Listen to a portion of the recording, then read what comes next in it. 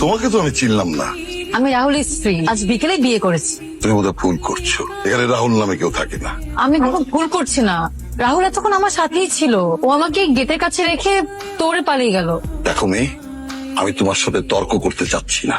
আমি যেটা বলেছি সেটাই ঠিক। আসো এখান থেকে, যাও। বেল কে বাজালো? জানি না, দরজা খুলে দেখলাম কেউ নেই।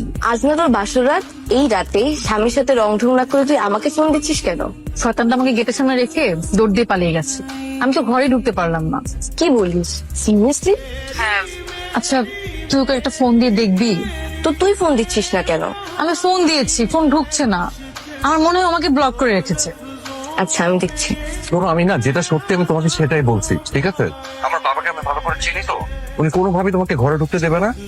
তোমাকে মানা করলাম যে পাগলামি করে আমাকে বিয়ে করতে যেও না, তুমি শুনলে না। এবার আর একটা বুদ্ধি দেই, তুমি একটু মন দিয়ে শোনো, তুমি বাসায় চলে যাও। কালকে সকালবেলা আমি তোমাকে ডিভোর্স দিয়ে দিবো। বিয়ের দিন কেউ ডিভোর্সের কথা বলে? শোনো, তুমি যতই চালাকি করো না কেন, আমি তোমাকে ডিভোর্স দিব না। এখানে 5 প্যাকেট বিরিয়ানি আছে। তুমি কি ছেলের খোঁজ নিতে গিয়েছিলে নাকি বিরিয়ানি কিনতে গিয়েছিলে? বিরিয়ানি কিনতে গিয়েছিলাম। আজকে না আমার মনে খুবই আনন্দ। তুমি জানো না, আমার মনে আনন্দ হলে প্রচুর বিরিয়ানি খেতে ইচ্ছে করে।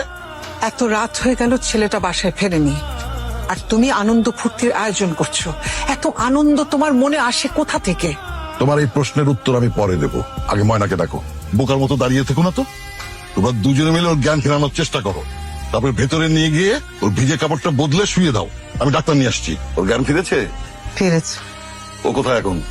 তিথির ঘরে। কি বললা? তিথির ঘরে কেন? রাহুলের ঘর তো দিতে পারতে। এইটা কেমন কথা বললে? একটা অপরিচিত মেয়েকে রাহুলের ঘরে শুতে দিব? ও অপরিচিত মেয়ে না, ও এই বাড়ির মেয়ে।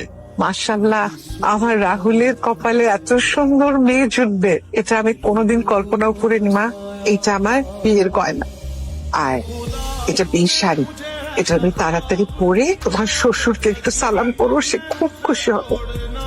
জানো, মা আমাকে তার বিয়ের শাড়ি আর তার গহনা দিয়েছে, আর বাবা এই বৃষ্টির মধ্যে আমার জন্য বিরিয়ানি নিয়ে আসছে, সেটা আমরা একসাথে বসে খেয়েছি। আর আমি তো এই মুহূর্তে তোমার রুমে বসে বসে কথা বলছি। হিটলার আমাদের বিয়ে মেনে নিয়েছে, তাহলে বাসে চলে আসি। খবরদার আসবে না। বাবা বলেছে তুমি চাকরি না পাওয়া পর্যন্ত এ বাসায় আসতে পারবে না। এখন থেকে তুমি ধানমন্ডিতে তোমার মামার বাসায় থাকবে।